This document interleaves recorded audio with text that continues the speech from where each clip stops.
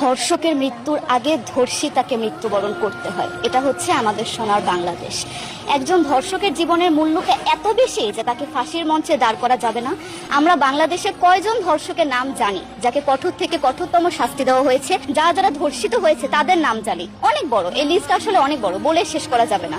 কুমিল্লার তনু, মাগুরার আসিয়া, কিশোরগঞ্জে অষ্টম শ্রেণীর একটি ছাত্রীকে বাসা থেকে তুলে নিয়ে ধর্ষণ করা হচ্ছে, বাবার হাতে মেয়ে ধর্ষিত হচ্ছে, ভাইয়ের হাতে বোন ধর্ষিত হচ্ছে। আমরা আসলে নিরাপত্তা কোথায়? আমার মনে হচ্ছে আমরা যেন আইয়ামে জাহিলিয়া যুগে চলে গিয়েছি। মাঝে মধ্যে মনে হয় এর থেকেও খারাপ সময় আছি আমরা, কারণ ওই যুগে মেয়েরা অ্যাটলিস্ট সম্মান নিয়ে মৃত্যুবরণ করতে পারতো। জন্মের পরপর জ্যান্ত মাটিতে পুঁতে দেওয়া হতো, আর আমাদের ধর্ষণ করে নির্মম ভাবে তারপর মৃত্যুবরণ করতে হচ্ছে।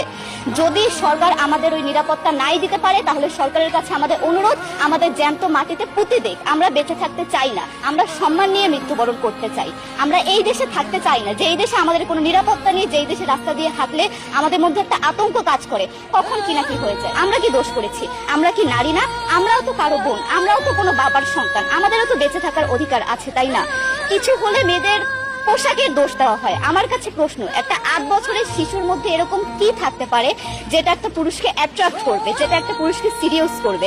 সেরকম হলে আসলে ধর্ষণ করা হতো সবসময় প্রাপ্তবয়স্ক মহিলাকে। কিন্তু আমরা আসলে পরিসংখ্যান গবেষণা করলে দেখতে পারি যে ধর্ষক সবচেয়ে বেশি করা হচ্ছে শিশুদেরকে, কিশোরীদের সবচেয়ে বেশি ধর্ষণ করা হচ্ছে।